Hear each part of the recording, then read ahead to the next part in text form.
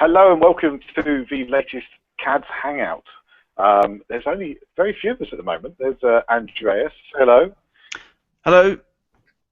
And we've got Matt, as always. Hello there. And we did have Sam earlier. Oh, Sam is back, but we don't know if he's actually... New browser. Now I can see you. You can hear. Yay! Yeah, we can hear you. Got Sam is here. Good Willkommen. The German is here. How you doing, Sam? I'm good. How are you, lads? Good, I'm thanks. good. Good, thanks. Good Well, to I'm not see sure you. how Matt is. I don't know if Matt's managed to, get over his little spat with Don Jonesy. Have you managed to grow a pair yet, Matt? What happened? No, I'm working on them. Obviously, I have to find the spine from somewhere, but I'm just excited to be speaking to the legend that is Lennon's Jet Boots. Hey, yeah, you remember that, mate? Oh, cool. Of course, don't we all? Come on, this is legendary status. This is one of the best Spurs forum discussions of all time. Yeah, that's This true. is not. Hang on, this is not the same World guy Cup that met. 2006, 10 years ago. 10 years ago. That's 10 years Wow, ago. that's a long time ago. Do you not remember that, Stu? Do you not I realise? remember. I didn't put it together. Sam, would you like to tell everybody what happened? Oh, it was World Cup 2006, and it was I was in Munich with my dad, and we had tickets for the game. I think it was Ivory Coast against Serbia, I think it was, and for whatever reason, Andreas has just got. I think it was Yeah, it. And so my dad's girlfriend back then used to work in some sort of cultural ministry in Bavaria, and we were invited for some Queen-related stuff in a hotel, and also that hotel turned out to be the hotel where the Ivory Coast players stayed. And I went to the game. I had this England flag with Tottenham on it, and we were waiting for all the players. And then this guy tells me to hold the flag up. So I hold the flag up, and I turn over to my dad and say, "Look, that looks like Kamoli." And he says, "Right, that actually is Kamoli." And we went over there, and he told us that we were going to sign Zakora, which was just one hell of a coincidence. It was brilliant. What are the odds? What are the What odds? are the odds? Yeah. And someone on Coys, this happened to someone on Coys, and so you were like posting about it. You'll never guess what happened to me, right? and we were How like, far did it go? all right. 20-odd pages, was it? 20-odd pages. Wow, such an amazing thing. Yeah, That's as good as ITK gets. We were just like, yeah, come, we've heard this before. Go on. Yeah, then. yeah. All right, if you like. I remember, It's yeah. a picture. It's a photograph. Yeah, exactly. All right. It took some time for me to put the pictures online, and I remember Kamoli said, "Yeah, just send us an email. We'll invite you over." The lying bastard. Anything about it. David Kamoli, an untruth shocker. What a surprise. The legend that is Zakora. Yeah.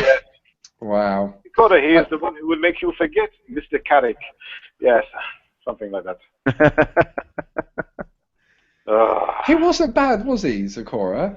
He got some stick eventually, but He was, let's use the word, limited. Would you yeah. want him back He now? wasn't a terrible player. fuck no. I wouldn't want him to within 10 miles of our team. No, but at the time we didn't have a defensive midfielder, right? That's true. Or we were in desperate need of one. Well, we just got rid of Mr. Michael Carrick. Yeah. Oh yeah. But literally just that summer? Yes. Well, he was bought to play alongside him, they said, but... Oh, that's right. Yeah. Yeah, you're right. Can you imagine a midfield of Michael Carrick and Zakora? It's like, wouldn't the bother go past the halfway line? That would have been, really quite a negative one, wouldn't it? Oh dear. Well, he was our Claude Makelele, right? Supposed to be, yeah. Was Zakora? And how many people could not spell Zakora's name properly? Oh, no, I was going to say Zakora, right? Zakora, yeah. Zakora. Zakora. Yeah. Couldn't get it, could they? Couldn't get it.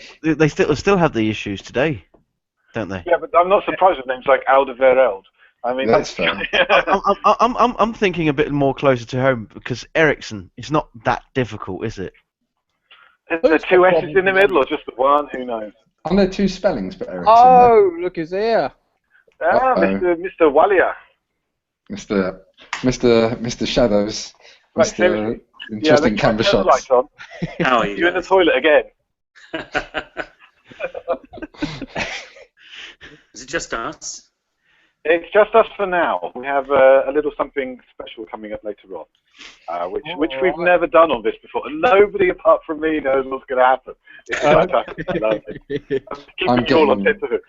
I'm really scared. I mean, I sort of feel like I know you, Stu, but I'm not sure I know you this well. The worrying thing is at the end of this, you might turn around and say, was that it? Is that all that happens? It's possible. Anyway. Right, do we win the league? We won the league yet, so. Okay, so guys, how is everybody feeling? We've just come off the back of the loss against West Ham, and what feels like a loss against Arsenal, because we should have won that game, shouldn't we? I know we got a point, and a point in retrospect is probably very good, but it actually kind of feels like a loss to me, that one. How is everybody else feeling about it? Let's go reverse order. Finish, chat it. We're going to go reverse order and go with Sam. Okay, starting with the West Ham game, I think that was one of our worst performances of the whole season. I don't know what happened. We didn't show up. We didn't have the passion that we usually have. I really don't know what happened at West Ham.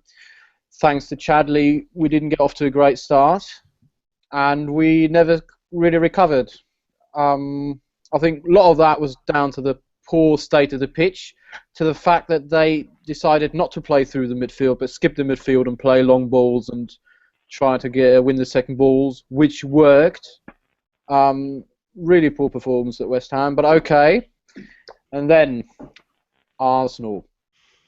After the 2-1, I honestly did not think that we would let them back in it. And I think it had to do with a substitution, taking Lamela off and putting Mason on instead of putting either Chadley or Son on. He probably thought against 10 men, putting Mason on, having another man in the middle of the park would shore up the defence and would keep a bit more of the ball, but it turned out that the defensive substitution was not the right move. I think we should have gone for the kill. We should have really tried to find the third goal, because after that sub, I can't remember us having any proper chances. I know Matt's going to agree with you on this, because Matt has already raised this on Facebook, haven't you? Yeah, I've been pretty vocal with my opinion over the last week. I guess I agree with you, Sam, on the Arsenal front. Mm-hmm. On the West Ham, I'm actually not particularly critical. I think that West Ham turned up with an excellent game plan and executed it really well, and I think that they forced the game. You know, so I think there's been a lot of negativity about that result, but I think, you know, we need to have a little bit. I know it's only the spammers, but this is actually a really good side. They're playing really well. They were at home, Champions League challengers, it seems. Right? This is, you know, becoming clear on a good run. This is not the West Ham that we're used to.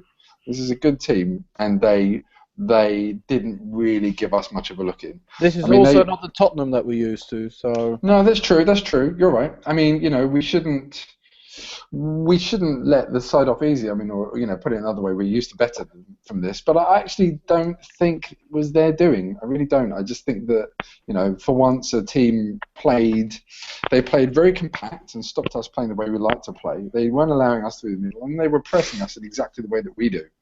And this is really, honestly, what more teams should do. You know, a lot of teams, you know, we kill them because no matter how classy the opposition is... He's just fallen off his chair. Wow. I'm not sure what I said. Knocked his socks off with that one. But, you know, if you're going to take on this Tottenham team, this excellent Tottenham team, you have to press us as hard as we press them. Right? And that's exactly what West Ham did. So I don't really have much of an objection to that performance. I'm reasonably philosophical about that one. But yeah, the Arsenal one, right? Yeah, I'm not happy with how that went. I'm not happy. But I'll stop talking. Yeah, I think Matt and I are on the same page in terms of the West Ham game. I think we just got outfought for a change. It's, you know, it doesn't happen very often nowadays, which is a major thing in itself with the Tottenham side.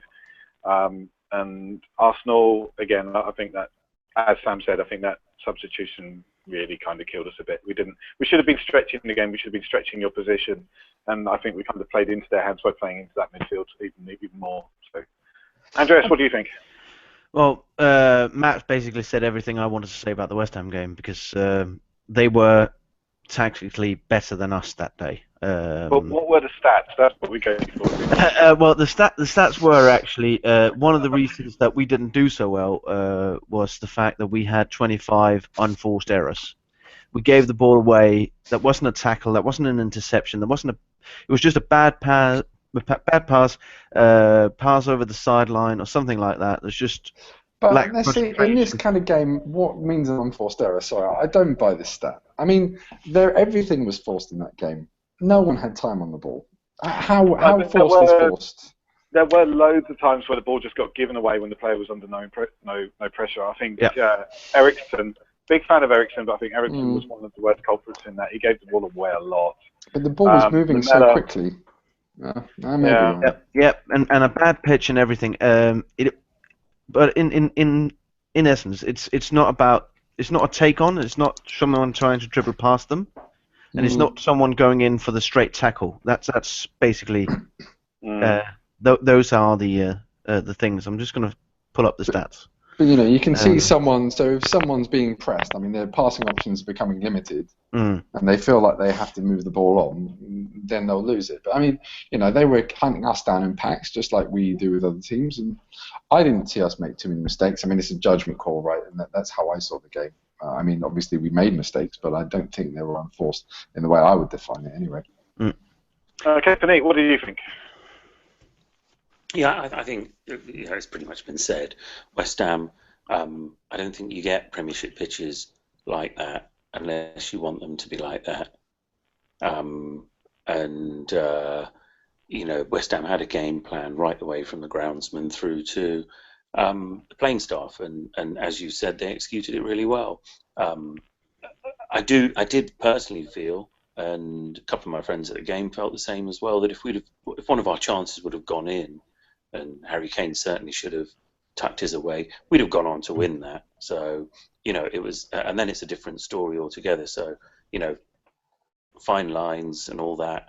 But yeah, without a doubt, worst performance of the season by far. We've not, we've not had a game where we've failed to dominate.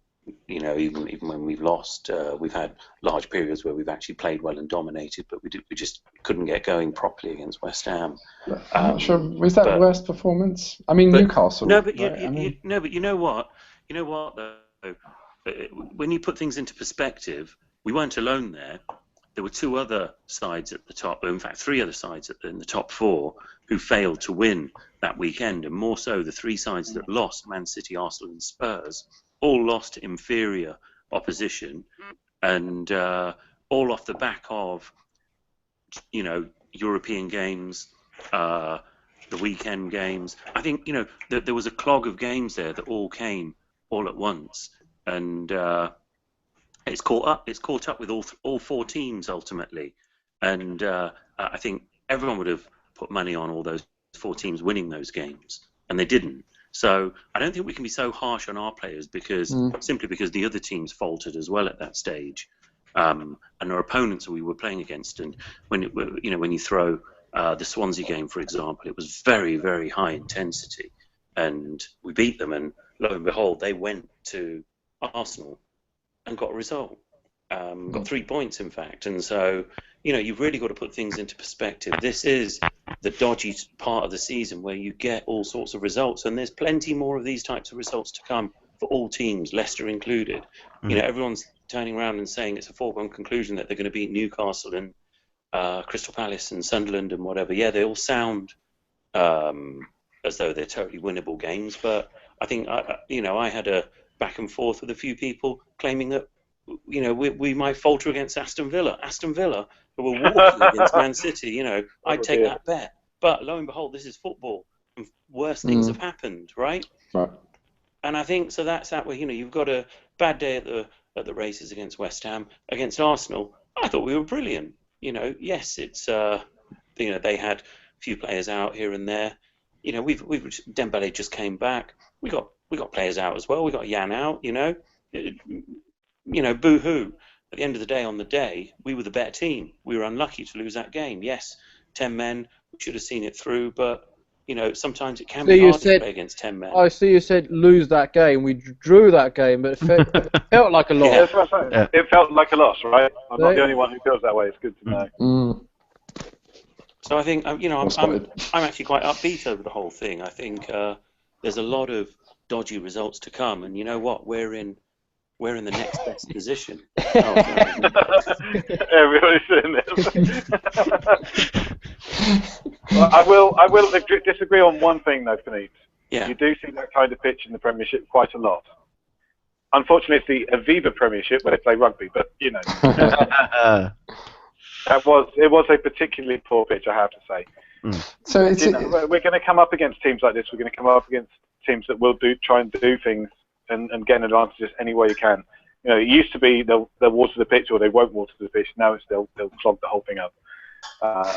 Anything to stop us getting our passing game in order. But still, we gave it a go. We fought. I think, as Matt said, we weren't allowed to play our game, and West Ham did as good a job of that as anyone else in the league so far this season. I think Newcastle was a different kind of loss. It was a bit of a sickener, but still, we lost it. We've lost 4 games this season. It's terrible. I mean, so Panit said that he thought we were brilliant against Arsenal. Even now, I still don't know what I think, because there were 4 games or something in that game. It depends on which one you're thinking about at any given time, right? You have the phase of the game where we controlled the game and didn't really do enough with the ball, and then got punished for being a little bit for lacking that cutting edge, right? And then the period that followed that, where we were really bereft of ideas, right? Where they completely contained us and they had no real issues.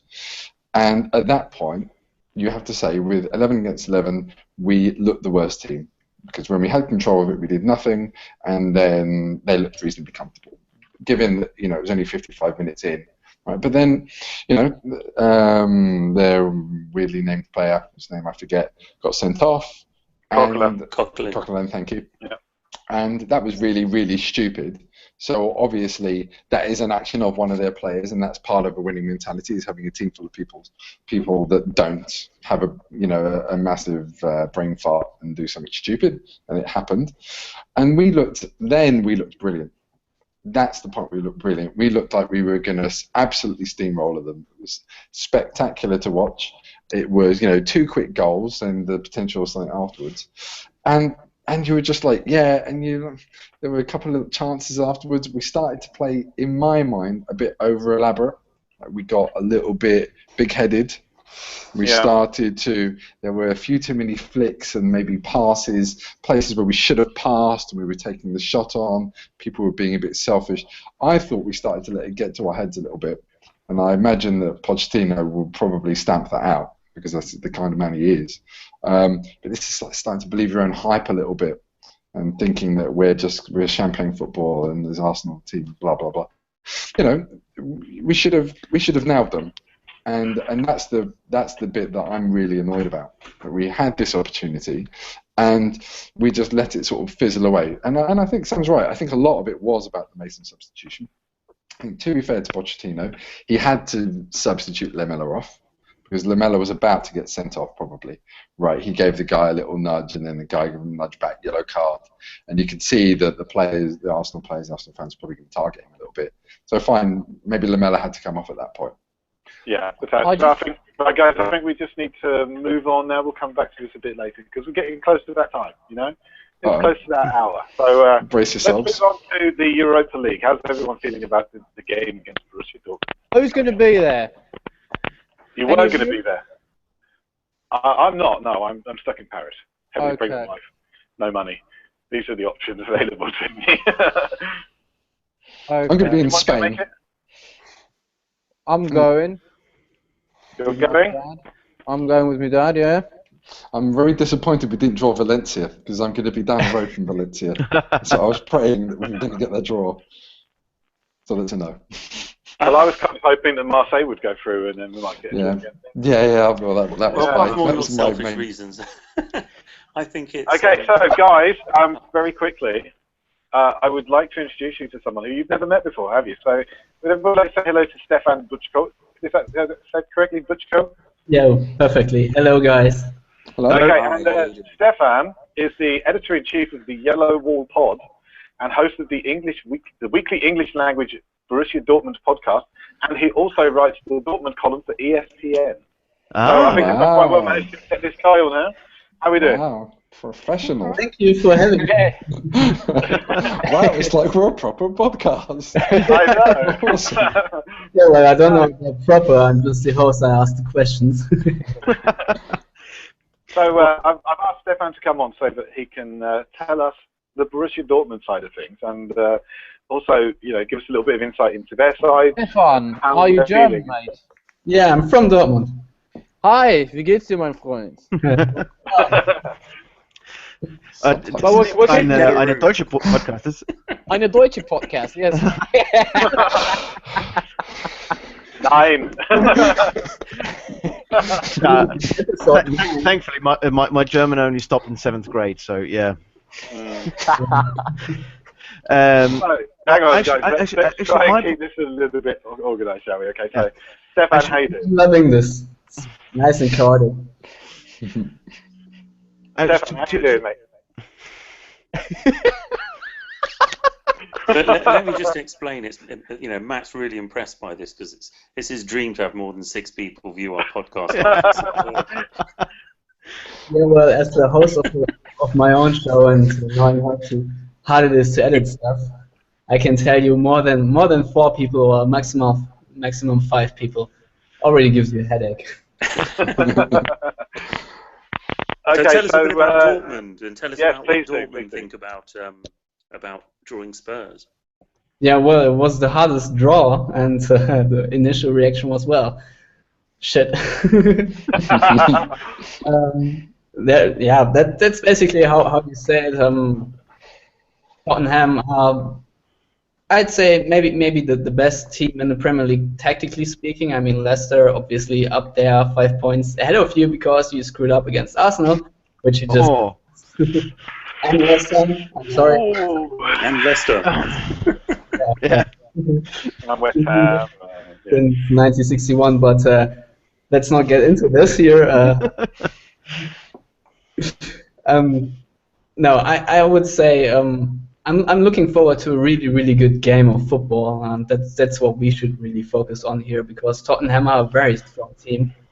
And Borussia Dortmund, I think they are slight favorites in this game, just slight, because they're a little bit more stable in defense right now, a bit more consistent in their form. They played just against Bayern Munich and were almost on the same level with the league leaders. And Bayern Munich are a very strong team, top 2, top 3 in the world.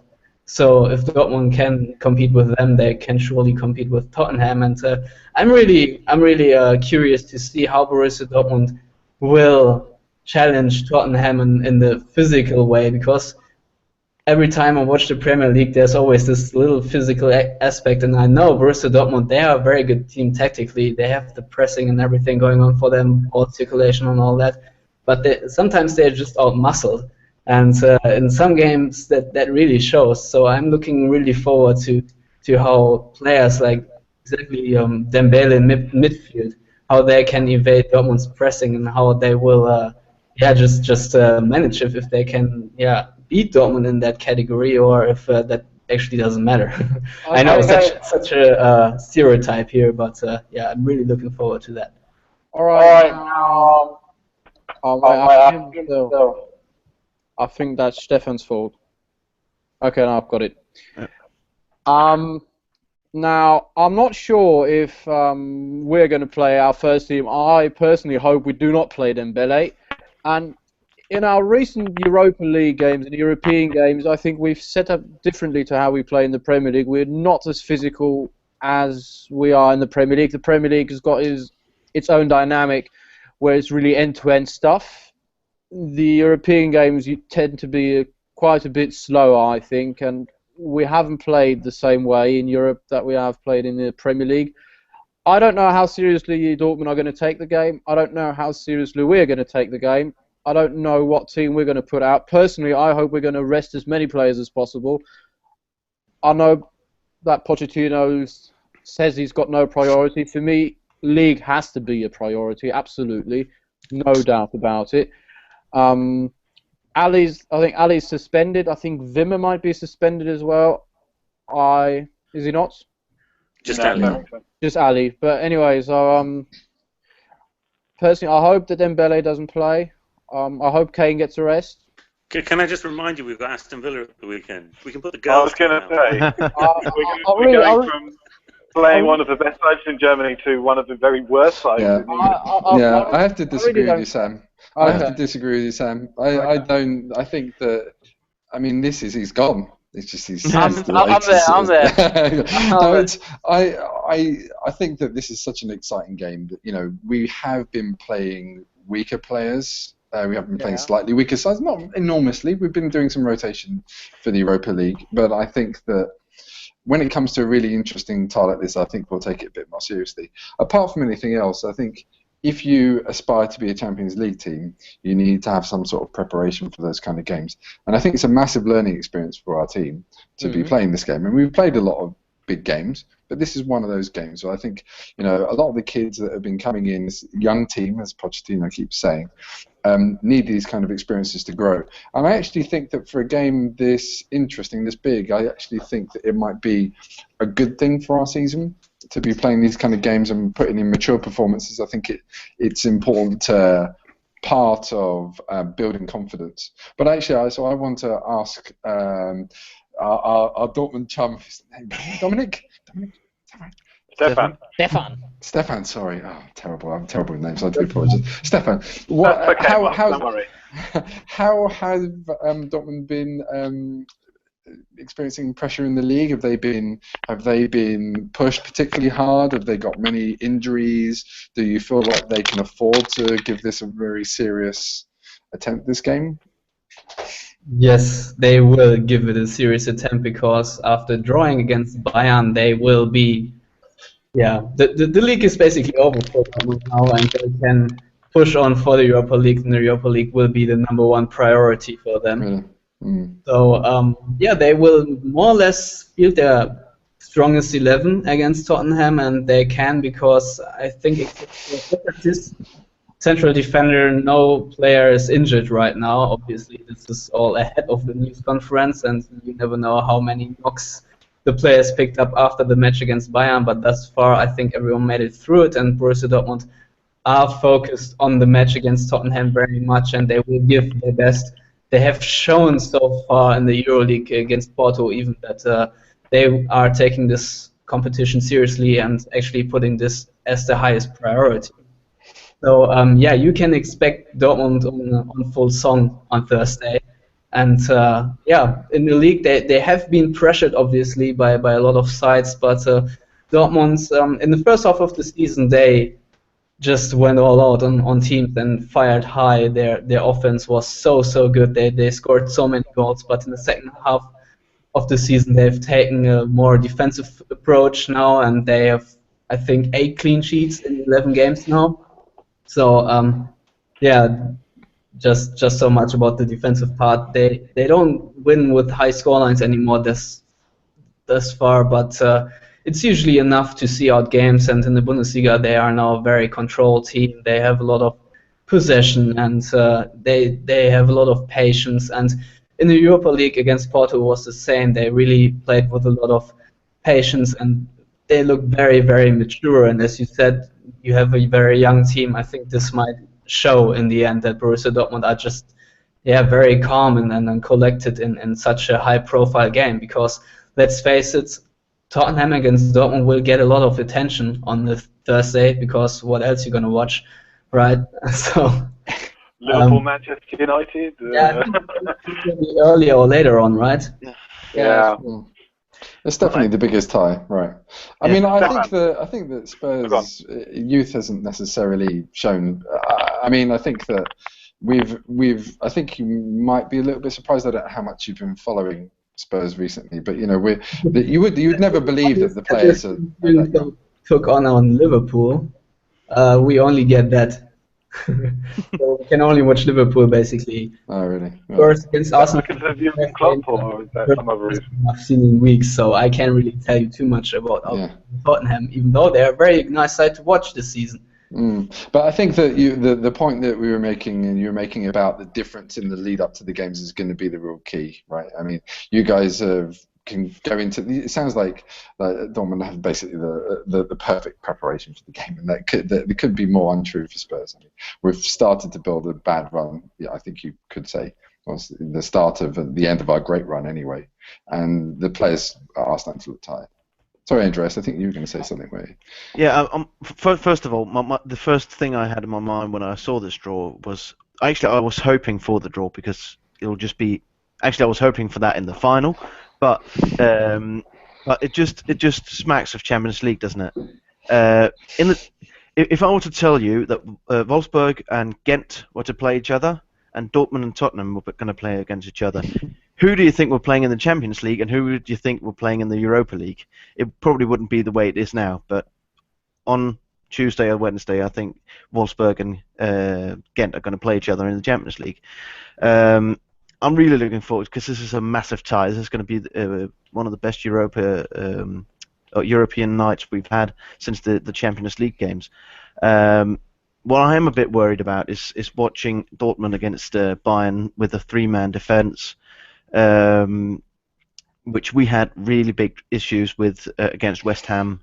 That they've really shown that they can manage a strong team even if we're going to press all night, like they did against Bayern. I was really impressed. So I'm not too confident after watching that game, but hopefully, that the Bayern game tired them out a bit, and we still win with a shot. I'd like to point something out here. Our friend Stefan pointed towards Dortmund's record, 8 clean sheets in the last 11 games. Now, with all due respect, so I live in Germany, I follow the Bundesliga just a little bit, but the level and the standard of the Bundesliga is not very high, I think, personally. I think there are two very good teams in Bayern and Dortmund, and I think the rest of the league is below par compared to the English league. I think in the Premier League you've got a number of teams, say 5 teams, who are on a similar level, and in the Bundesliga you've got 2 teams, and then you've got a huge gap, as you can also see in the table, and then you've got teams like Hertha Berlin, who in the Premier League wouldn't be anywhere near the top 8.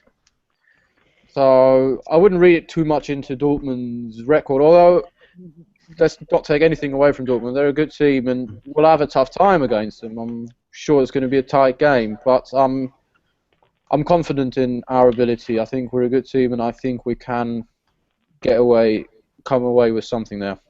But this is part of the reason why they have a reason to be quite positive, because they don't get that kind of fatigue. They don't have that many good games to play. I mean, this is part of it. I don't know. I think that's being slightly unfair to the German league and Borussia Dortmund. I think Borussia Dortmund would be hardest side we could have drawn in this competition. I'm not doubting that. Yeah, I think the Bundesliga is actually stronger than a lot of people think. There are some very good players coming through. They develop a lot of players, which is why they maybe don't have the stars, but they have a lot of very good players. So, what do you think, Stefan? Let's put it this way: the Bundesliga is certainly tactically ahead of the Premier League, which is, every time I watch it, just a very chaotic game without any midfield action, because it's end-to-end stuff, which is on one hand very entertaining, but there is hardly any compactness, which means, defensively the Premier League is just not as organized. Let's put it this way. So Borussia Dortmund, obviously, they are way above a lot of sides in the Bundesliga, and Sam is right thus far that Borussia Dortmund, their main worry currently is to avoid counterattacks. This is why they defend with 3 men in the back currently. When they have possession, they have a three-man line with and then they can prevent counterattacks better, obviously, than just playing with 2 as they did in the first half of the season, because they were pushing both fullbacks very high.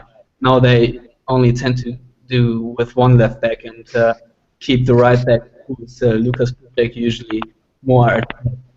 So, yeah, but still, I think they also kept a clean sheet against Porto twice. They kept Bayern at bay. So there's something to read into it.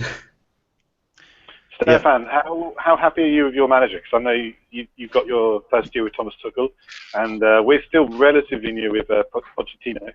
We love him. We love Pochettino. Is Thomas Tuchel as popular with the Borussia Dortmund fans? Yeah, totally. Maybe not as popular as Klopp on a personal level, but that was always going to be hard to achieve. But Thomas Tuchel currently is making more or less everything right. The team is playing better than ever, almost. I'd say they are one of the best Dortmund teams I've ever seen, and that really says a lot. And it's for me, it's beautiful to watch with all the position football. It's a little bit more, let's say, there's a little bit more finesse about Dortmund this season. They are more composed, let's say, in offense, and it's better to watch than this whole chaotic Klopp football. At least for me personally, I think a lot of Dortmund fans have a different preference, but for me, it's a little bit more clinical, and the combination play is really flowing right now, and the players are in form. At least most of them. Royce and Aubameyang maybe not so much currently, but Mkhitaryan still is, and yeah, there's a lot of magic to come from, and this is the main reason why I think it'll be very close against Tottenham, because there are two sides going head-to-head that are on quite a good level. Although Tottenham, you already mentioned it, I think, drew against Arsenal. They were still easily the better team, and yeah, I'm looking forward to it. Yeah, I've got a number of Dortmund mates, and they've been saying that Mkhitaryan especially has improved a lot, because he was a bit like our Lamella kind of situation, where he wasn't good for it's his third season, I think, now, and he wasn't good in his first two seasons, but he's improved dramatically this season. I think Royce has managed to stay fit. Is that correct? Yeah, for once. Yeah, exactly. Because he usually doesn't stay fit. I think Royce plays a huge part in Dortmund's success. I think he's a big player for them. So, no, we have to be aware. I mean, they're a really good side. There's no denying that. Well, you have Heung-min Son in your lineup, and if you don't play him, you'll be silly, because believe it or not, but Son has totally Dortmund's number, and every time he played against Dortmund with Leverkusen or Hamburg even, he always scored. Like, really? That's good to know. Yeah, you are aware that he's kind of been one of our weaker players this season. Yeah, So, but still, it's not like he always played on the highest level for Hamburg or Leverkusen, but against Dortmund, he just had his little cut-in move and then just put it away. There was just never a way of stopping Son. I don't know. Just need to send my email to he's Poch. starting both games against Pochettino, I have a tip for you. I just have to say, when slacking off the Bundesliga, you are talking about a league where Niklas Bentner can't get into the 7th best team. I'm just saying it. He wouldn't get into any team in England. So I'm including non-league here. Yeah. Sorry. I think it's an interesting point you make, Stefan, about the. I mean, you can talk about the technical quality of the German league and the English league and the Spanish league and Italian league. I mean, it's so hard to compare, because what is technically proficient in one league it doesn't transfer to another. I mean, it's what's key in the Premier League is the speed at which it all happens, right? And sometimes what can appear to be a lack of technical proficiency is just the quality that can be produced when played at that speed. Lamella took a long time to get to the speed of the English league, and I think he's there now. But he makes a lot of mistakes. But that's just the nature of the way that English football is played. So I mean, I think it's a shame. European tournament, like the World Cup. Sorry, I didn't catch that. So especially in European or international tournaments like the World Cup, there we see a lot of mistakes from England. Well, but this is England. Let's not get into England. Yeah. Please don't mention the word England, because that's a source of unlimited disappointment for English people. I couldn't resist. No, to be fair, I think there are English players in the Tottenham setup who could vastly improve the England setup as a general rule. So. That's true. I think we have the cream of the crop in terms of the English players right now. Mm. England's actually not looking too bad right now, but let's not kid ourselves. The English league teams are not England, right? They are overwhelmingly not English people. Absolutely. I mean, it's not the same thing. No, the English team basically consist of money, which I don't think is a problem. I like it. I mean, I always think it's interesting. See, I live in Cologne, and obviously loads of Cologne fans around here, and then I hear my Cologne mates saying, "Oh, we're looking to get this player, but goodness me, he costs 3 million. That's so much. I don't think we can afford it." And I think 3 million. Bloody hell! Stoke spent 18 million pounds on a player from Porto. 3 million euros is about 2 million pounds. So I mean, it's a complete different story. So that leads me to, the German setup is completely different because they invest a lot in their youth setup and the young players that they have, while we tend to buy our players, our talent from abroad. I think that obviously has to do, and that has translated into Germany winning the World Cup, and that has been spoken about in England at length. Stefan, what do you think is the atmosphere is going to be like at the match? Well, loud. With Borussia Dortmund, seriously? Yeah, well, I think it's going to be a close game, and people will be on the edge of their seats, and I'm pretty sure Borussia Dortmund fans will chime in, because in the league you sometimes get the sense that people are oversaturated after so much success. It's still very, very loud, not to get me wrong here, but there's a difference obviously on a special night, and I think it'll be that kind of special night sort of game. Like I'm pretty sure it'll feel like a Champions League quarterfinal, to be honest. So I think you mentioned briefly there the tactics. Did I catch you say that that Borussia Dortmund will most likely play on the break? Did I hear you correct? No. So how will they approach the game? Hard to say. That obviously depends a little bit on Tottenham, but I think they will try to keep the ball a lot. I'm looking forward to around 60% ball possession, and it's going to be a very, very, yeah, as you said, the match will be very, very much. I think it will be slower than the Premier League game. That's for sure, because Dortmund will make sure to circulate the ball, especially in their own back line and in midfield. Julian Weigl and Ilkay Gündoğan will see a lot of the ball, and they will make sure that they first of all control the match, and then see how Tottenham will attack them, whether Tottenham will press high or whether Tottenham will be more on the back foot. But I think Dortmund will approach this game with a clear tactical setup to control Tottenham and to be more on the ball, and not let them get into the game, really, to push them back deep into their own half and then pick them apart. Obviously, you never know how good this will work out, but I think Dortmund has the technical ability and also the automatism in their match, just the chemistry to do it. Yeah, I think I'd like to back that up, because, correct me if I'm wrong, but I think Dortmund had 53% possession against Bayern, and as we know, Guardiola teams often have about 70% possession. It's not unheard of. So to have that much possession against the Guardiola Bayern team is quite a feat.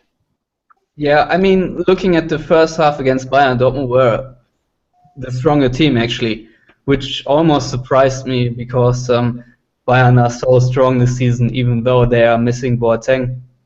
So Borussia Dortmund had it in them for one half to be a little bit better than Bayern and have more of possession, and this should also translate to the Thursday night. Yeah, but this is a Bayern Munich side that can't beat Mainz, so. You know. I do my homework. So can we say to Stefan how Tottenham will play? Because I'm not sure I know, because in Dortmund.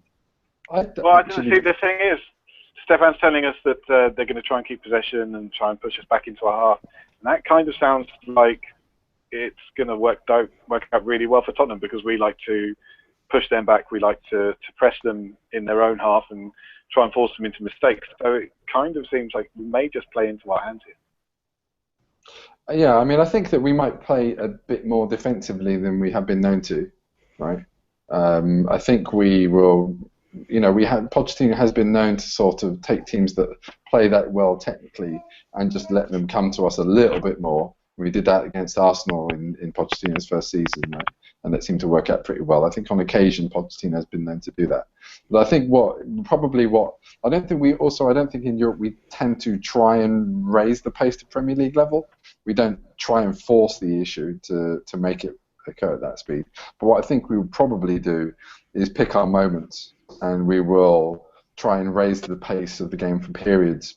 I think if we smell a little bit of uncertainty in Dortmund's passing, I think that's when we'll start to sort of hunt in packs and press high. I don't think we'll do it the whole game, but I think we'll look for opportunities to put a bit of pressure on high up at phases of the game, periods, 5-10 minutes here or there.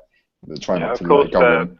Dortmund aren't exactly strangers to the pressing game themselves, so they know a little bit about that. I'm sure they've trained. I think we've basically got two sides that play very, very similarly. Yes. And I think that, exactly what we're being told here, but with Dortmund style, I think, and it's been mentioned earlier that we play differently in Europe. I think it's because of the refereeing's very different in Europe. True. They're a lot more forgiving in the Premier League, whereas in Europe they're not, and you're going to get those yellow cards straight away. So you have to be a little more cautious, a little slower in Europe. But I think this is going to be a real great game of chess, and the coaches are certainly going to come into play here, because you've got two sides that like possession football. You like sides that like to win the ball high up the pitch, and I think just like our friend here has mentioned, Dortmund have that vulnerability at the back whilst you're trying to attack. We have very much the same thing as well, and so it's going to be very interesting. It's going to be a game of that mistake is going to make all the difference. I think obviously the great advantage we've got is the second leg at home, but when this draw was made, without a doubt, I think every other club in the tournament was delighted to have missed these two clubs. And for us, I know that Sam had mentioned that he wants us to play, rest our players, etc. But to me, this is a Champions League game. This is as good as it gets, and we're gonna come. Touch wood, we qualify for the Champions League. We're gonna come across teams just like Dortmund, and these games are what it's all about. So I want to win it. I want to give it off. It's when you're in the Champions League, you can't rest or play weakened teams in the Champions League against the best sides in Europe, and we certainly can't against Dortmund unless we want to go out. Yeah, very good. Stefan, before, I know we can't hold on to you for too long. You've been very kind making this time available to us. While we're here, is there anything you'd like to ask us? Yeah, I wanted actually to ask you. I had so many questions along the line, but now that you asked me, they're all gone.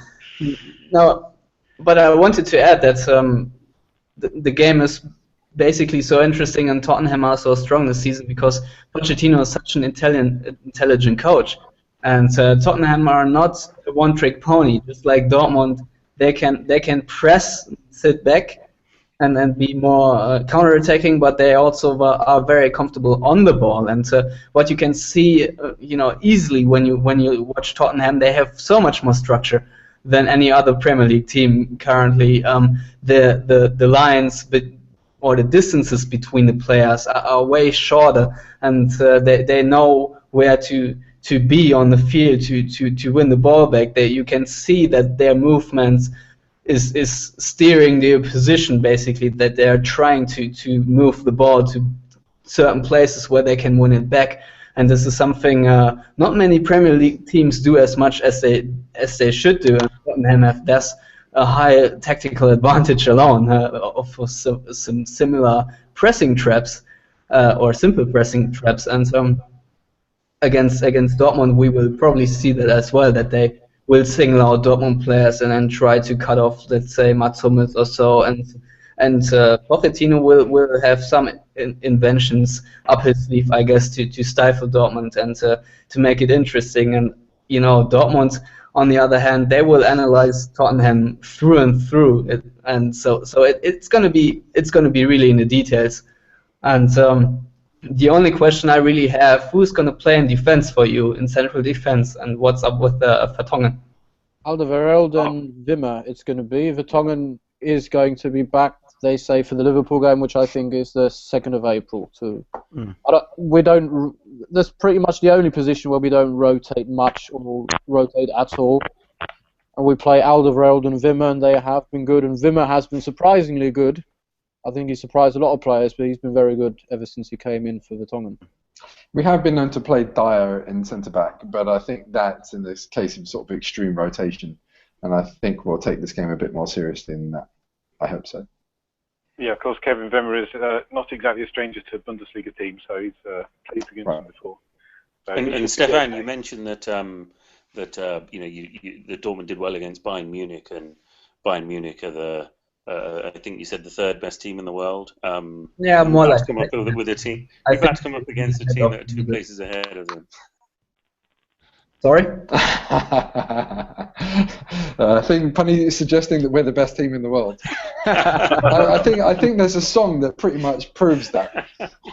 So it's an old Spurs song that's pretty much what Spurs fans think. So. Doesn't every Premier League fan, don't they all sing it? I mean, we played Arsenal so many times already in the Champions League, and I always hear the same song again and again. Tottenham are the greatest team the world has ever seen. Trust me, Aston Villa fans are not thinking they're the best side in the world right now. The key difference is, though, that all those other teams are wrong. Yeah. Must be it. Yep. No, but so there's more rotation in fullbacks, and that's more of an interesting. pick. I'm just gonna ask: would Danny Rose play? I don't think Probably so. I think not. No, I think not. It's not I his think turn, right? exactly. I think Pochettino has started to actually rotate the fullbacks one game at a time, and I think it's going to be Davies and Tripps to play. Also, Danny Rose came off against Injured, Arsenal, which means he might have a slight knock. So I'm sure it's going to be Davies and Trippier. There doesn't really seem to be any particular tactics to his selections of fullbacks. It really is game by game, rest, and I think that makes a lot of sense. He's demanding a lot from them. Yeah, he's demanding a lot from them. I mean, the two named positions are fullback and attacking midfield, the line behind the striker. So the attacking midfielders get substituted in game, and a degree of rotation, but not as regularly. So we rotate. Every single game, the fullbacks play 90 minutes if possible, and we substitute 2 or 3 of our 3 attacking midfielders every game, and sometimes rotate them as well. So those are the demanding positions for us. Yeah, I agree with you, Matt, on that Pochettino doesn't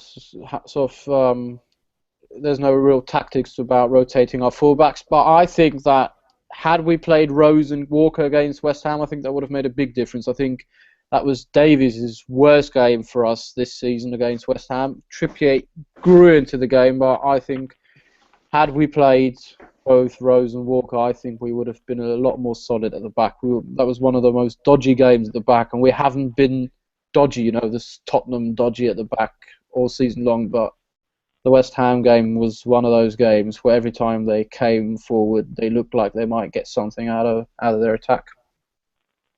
Yeah, one of the things I picked up, Stefan said earlier, was that the Bundesliga sides don't expect English Premier League sides to be as technical or as good good defensively.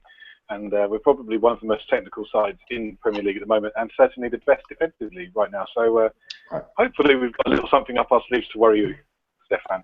Yeah, no, I looked at the records, and I know Tottenham are the best team defensively in the league, which should win them the league, as you say. Defense wins the league, but then again, Tottenham are a bit of a choke team, aren't they? Ooh. Click. Fighting. He was doing so well up until then. Yeah. Brave Well, it was man. nice talking to you, mate. Yeah. Yeah, thanks, Stefan. Thank you for coming. So are we going to be able to talk to you afterwards, Stefan? About Yeah, sure. that'd be very interesting to hear Yeah. your views on how it's gone. Yeah, I'm You very can much come back looking next forward month to and tell us how you feel after you've been knocked out. Exactly. It's going to come back to bite you. Let's Of hope. Or us. Nice to meet Yeah, you. exactly. All right. Someone's going to get bitten here. Yeah. I have to say, I do like the fact that we're playing the second leg at White Hart Lane. I think that's a big thing for us. Yeah, I don't know. I mean, you're gonna have a lot of angst on your away goals there, because that's always the reverse psychology, knowing that, oh god, if they score now, we have to score too. You know. So. Well, also with away goals, the fact that you can carry over away goals in the overtime, the extra time, the fact that you can be absolutely done. You can score 2 goals in the overtime, and we go out because we're at home. That is one of my biggest fears with playing at home last. But then again, playing away first, knowing how many away goals you can actually bring back is quite nice, because it makes it easier to plan, I think, tactically. Yeah, So I'll give no, you a fact though, Andreas. We've gone out of the Europa League playing second every year. Have playing we? away. Playing away. Right? Go and check that out. We've gone We've out. always played away at home in the first leg when we've gone out of the Europa League. I'm confused. Say that again. You just said I to say think the I opposite. think you're When trying we've to say gone that out we of have the Europa never gone We've out of the always played Europa at home League. first. So we've not had this against a big side where we've played at home second. Okay. But to be fair, we've never advanced enough to play against a big side, have we? Yeah, but when we've gone out, whoever we've gone out against, we've always played the away leg second. I think this point, I mean, it's an interesting point about away goals, but on the other hand, of course, you know, playing the home leg second means that you get to have extra time, overtime at home, right? And finding the energy from somewhere for those next. I mean, we're getting way ahead of us, of course. You know, this may not matter at all, but if it does come to that, then you know it's important way of sort of generating energy and getting a goal, having the home side behind you. So I guess it's a bit of a toss-up in the end. But I'm certainly happier to play the second leg at home.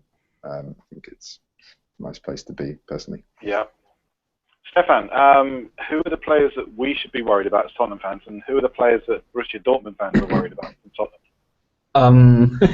Dortmund fans are worried about Son. I can already tell you that. I mean, You're the bench. No, you have to be worried about Eriksen, of course, and Dembele, of course, and Harry Kane, right? Yeah. Yeah. He tends to be a very good striker currently. So yeah, and I'm also worried about Lloris if he's going to play, because he's a very good goalkeeper, and you know, Dortmund players sometimes have the habit of wasting excellent opportunities by shooting it a little bit too centrally. So yeah, a good goalkeeper performance is obviously always key for an European night, and Lloris will have work to do on Thursday, I'm pretty sure, since he's playing away to Dortmund. So yeah, I think Tottenham fans should be most worried about Mkhitaryan, because he's the player in form right now. But yeah, they should also be very, very off Ilkay Gündoğan, because I'm pretty sure he will feel the midfield battle against Dembele and who is it? Carroll or Mason? Dyer. It'll be Eric Dyer. Yeah. If we're full strength. We'll be at full strength, I'm pretty sure. Yeah, we'll be full strength. Yeah, sorry to disappoint you, Sam. But yeah. What about the pace in your side? You've got quite a pacey side, haven't you, with Royce and Aubameyang?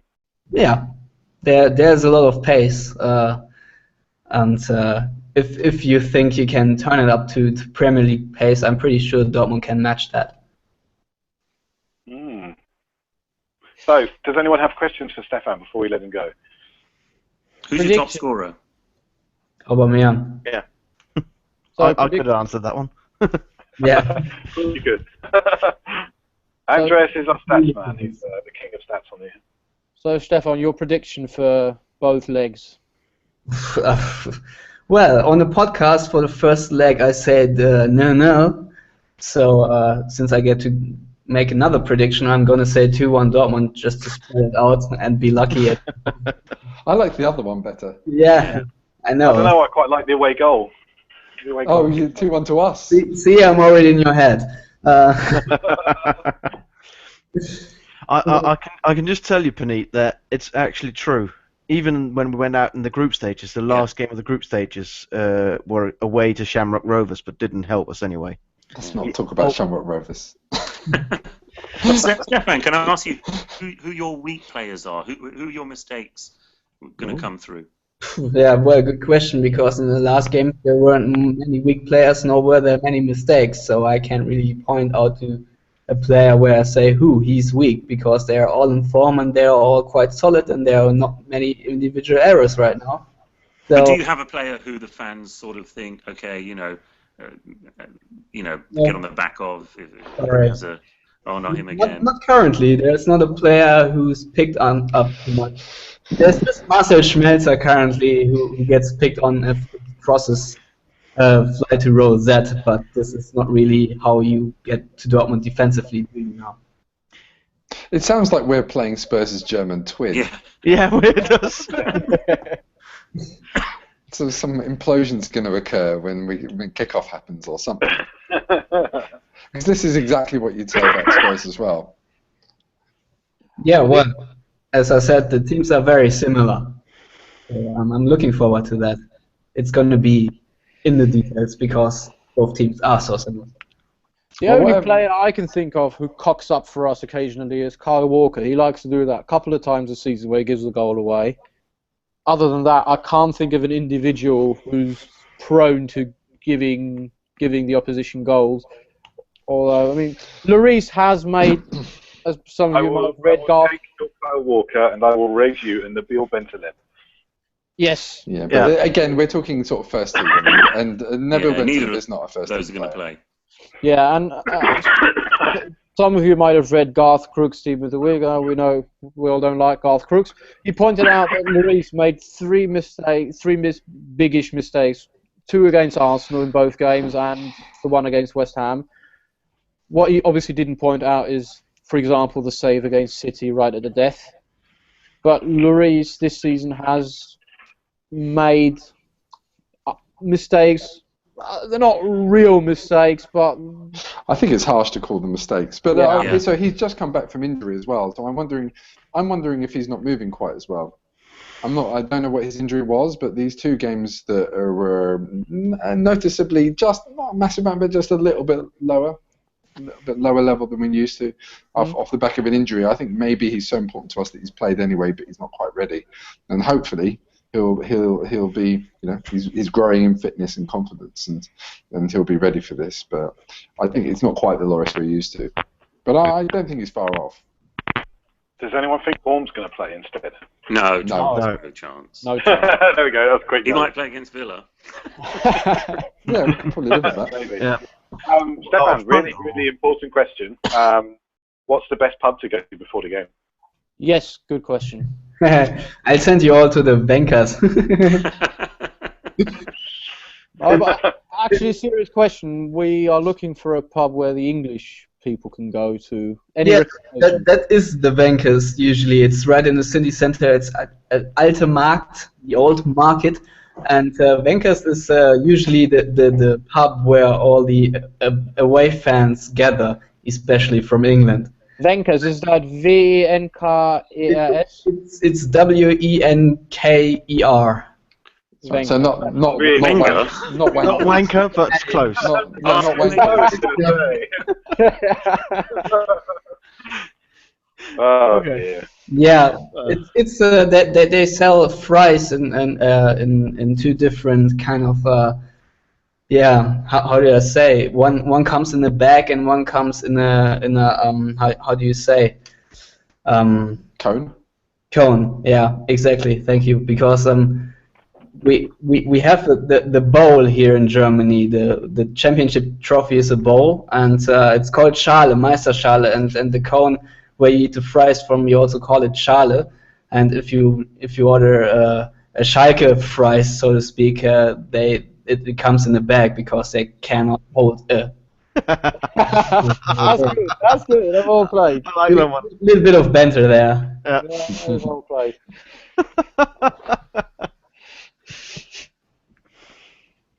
Okay, yeah, so guys, good have one.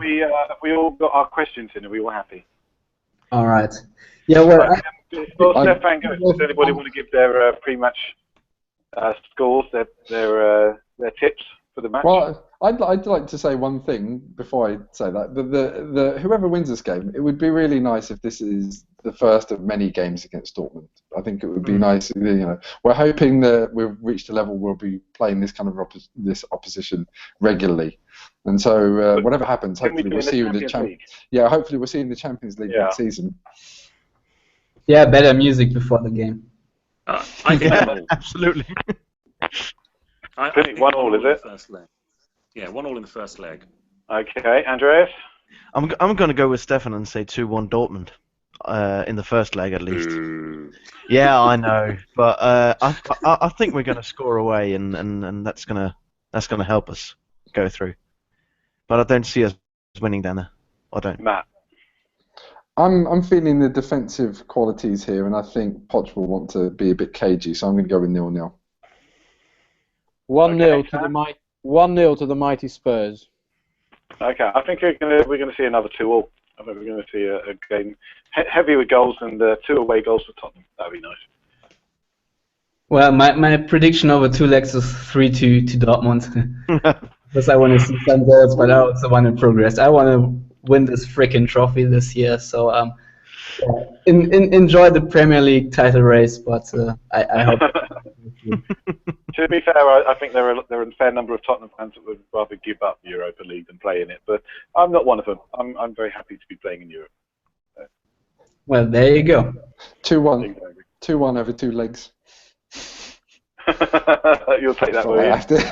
Didn't say 8-1 over 2 legs. Wow,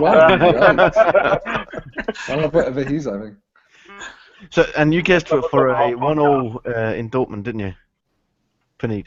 Sorry? Did you go for a 1-1 in 1-1 in Dortmund? Yeah. So 7-0 7-0 at White Lane. Oh dear. Sounds plausible, yeah. No. It'll be very tight. I think it could even go to extra time. But I think I probably do think you're going to see 2 1-1 draws, and then we should nick it. in penalty. Yeah, probably in extra time. I think we'll. I was just going to say penalties. Germans in penalties. There are not too many German players on the Borussia Dortmund offense line, so that's good news. No, but we got loads of English players in the Tottenham lineup. So and we got Wimmer. Yeah. We got Wimmer. Then we got German. There you go. Oh, yeah, He's Austrian. And he's, That's right. he's He's a Austrian. winner. Oh dear. That's poor Panit. Who was our last German player? Was it Freund or Ziege? I can't remember. Freund, right? Holtby. yeah. Hobby. Oh. Does he count? Yeah, he's quick. I hate Holtby. Yeah. You hate Walker. Holtby. Cole Yeah, Walker's he's going Of course. to miss a penalty in the second leg and we'll go out. There you go. That's my prediction now. Now that you mentioned penalties, Cole Walker's going to sky one. You know, lads, as we spoke about the Zakora story before, there's a funny story with Holtby. I don't know if you remember that, but my dad was on a flight. I think he was flying from, I don't know, it was Düsseldorf to Munich, someplace. Anyways, he gets on the plane, and the whole Schalke team is on the plane, and then he sees, Bummer. and then he sees Huntelaar and Holtby and so on, and he goes up to them, and there were all these rumours about Holtby coming to us, and then he walks up to them and he asks Holtby if he's joining Tottenham, and Huntelaar intervenes and says, yeah, he's going to join Tottenham tomorrow and so on, and actually the next day the transfer was announced. I don't know if it was pre-CADS, well, it Would have had to be pre-CADS. But Yeah. our Yeah, it would have family, been. our family have a thing for legendary ICKs. Eh? Can you sort of hang around Messi just on this part? Just stalk the guy until it comes out. It's bound to happen. I was just thinking you had a choice of asking Huntelaar or Holtby, and you went for Holtby. I mean, try to push Huntelaar into signing for us. That would have been great at the time. But hey. Yeah. Okay, Stefan, thank you very much. I think we better let you go. You've given us more time than we asked for. So thank you very, very much. Thank you It's very been great much. having you on, and it would be great if you could come back on next time. Yeah, it was a fun chat. So my pleasure to be on, and thanks for having me. So yeah, I hope to see you all guys in the bankers. Well. Don't read between the lines here, but yeah, I'll be back on your, what is it then, episode 10? Episode 10. Oh, Yes. that's gonna be a head up episode for you guys. All right, thank you very much, Stefan. Yep. But you have Aston Villa to cheer about, so there's that. Yeah, we're gonna And the league title, Yeah, inevitably. go Tottenham. Cheers, Stefan. Hab mich Dankeschön. gefreut. Cheers. Mach's gut. Hey, there we go. So there you go, guys. Yeah, well done, Stuart. Yeah. You like that? Tom. So let's see who I Well can done, arrange Stuart. for next time round. So, guys, how do you feel? Do you think we've done enough talking? Does anybody want to talk? Can we catch Leicester? I finally got rid of the German bastard. You know he's going to watch it back, right? I know. I've got to say that I thought it was very nice to hear Yeah. someone Absolutely. singing our praise. Well, it was very nice what he said, but it was very nice to hear him singing our praises. And just looking at Stuart's face, Stuart had the painted-on smile throughout this lengthy, glowing appraisal of Spurs. I I know. Smile than Stuart. Well, I was partly smiling because I was looking at Stuart's face, and I thought it was hilarious. I made a little smile. Like, the reason I was smiling is because, Sam, otherwise known as Puff the Magic Dragon, the smoke just kept coming out. Well, it turns out none of us were smiling about every time. I was like, Spurs. what's going on there? That's where it comes from. Eh? It's all perfectly That's the innocent. shisha. Well, So, I think it was really nice, a really nice insight to the Dortmund team. Even though I've seen them a couple of times this season, well, so much more knowledge than we could ever assemble ourselves of an opponent. So yeah, it was really nice, and very knowledgeable bloke as well. Maybe we should have invited Pochettino. Yeah, well, I think that might be a little bit more difficult to arrange, but I'll give it a go for you. Come on, All right. Stu, you've let yourself down. Oh, I'm not doing enough for you, hey. But it's interesting, I think it's always really interesting when you compare, when it gets serious like this and you compare serious leagues, serious quality, right at the top of England. This is what the Champions League is good at, right? It's giving you an idea, how good is English football? How good is German football? And, he wasn't particularly complimentary about English league football in general there.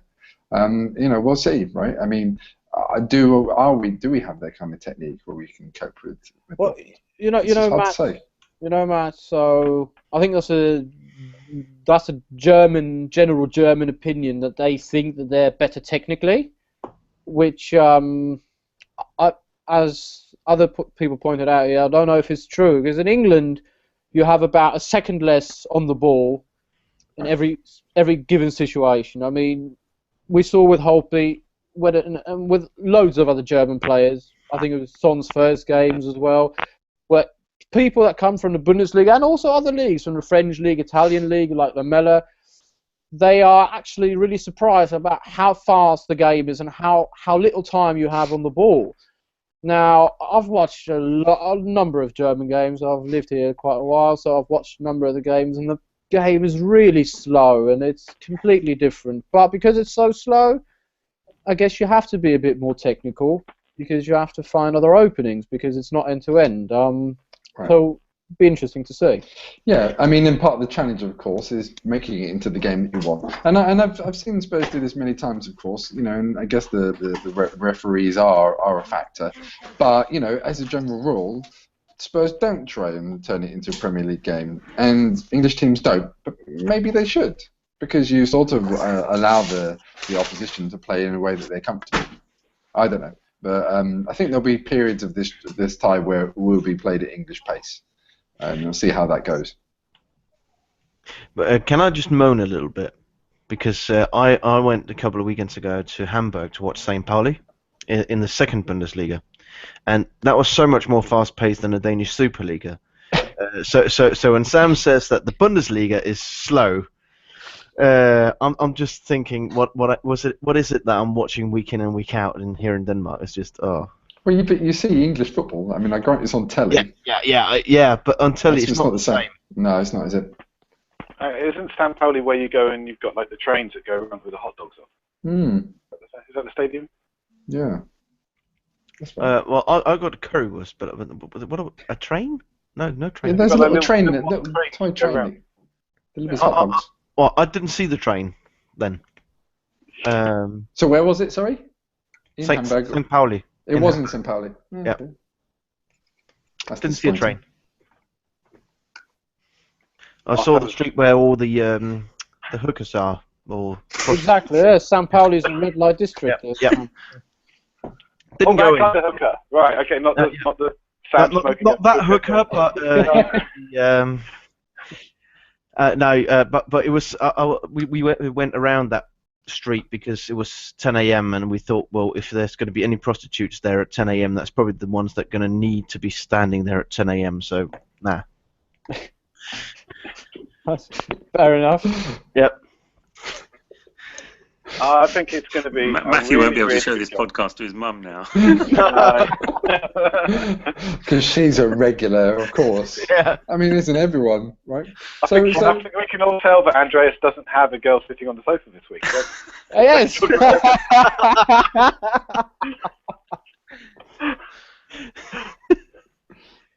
Yeah, it's not 10 a.m. though, so I don't know whether that fits in somewhere, but please. Sorry. So Stefan's audience is bigger than ours, right? By sort of a few. Yeah, I think he gets 5 people. No, I don't know. Way. So let me go through the things he is once again. He is the editor-in-chief of Yellow Wall Pod and the host of the weekly English language Borussia Dortmund podcast. And he also writes on Dortmund for ESPN. So you know. So the Dortmund podcast is in English. So maybe we should all listen to this and see if he's holding back on us a little bit. Oh no, Tottenham going to kill us. We're in serious trouble. He did say 0-0 in the other podcast, and the 2-1 was just a wind-up. So. Oh, did he really? I think he did. That's what I heard anyway. Yeah, he said he selected 0-0 on his own show, on his own podcast. On this one, he was going for 2-1 because he got to change his mind. But I think he was going 2 for Borussia Dortmund. So, you know, clearly deluded. Yep. Yeah, absolutely. Yeah. And if you're listening, Stefan, thank you very much. You're great. Yeah. Can I just say I'm really impressed with how well Sam's held it together. I mean, I would have thought you'd be stoned off your face by now, but you are still mostly coherent. Much the same at the start. I'm doing my very best, but I'm sitting here without pants on. Oh, you don't need to prove it. All right, guys. I think we've come to the end for this evening. Very fitting end, yes. Yes, we talked about Sam getting stoned and Andreas after hookers. So I think we're done. Let's cut the last half an hour. Yeah, so professional. Do we want to leave it a month, or do we want to do it after the result? After the second leg. Yeah. Should we have another go then? If you can get Stefan on, definitely. Yeah, and I'll see. Awesome. I'll see if I can get Mauricio Pochettino on for Sam as well. Yep. Yeah. Okay, guys. All right. It's been a pleasure once again, and I'll see you sooner than normal, I guess. Nice one, Stuart. Thanks for this. All right. Cheers, Bye, guys. Cheers. Bye. Bye. Take care, lads.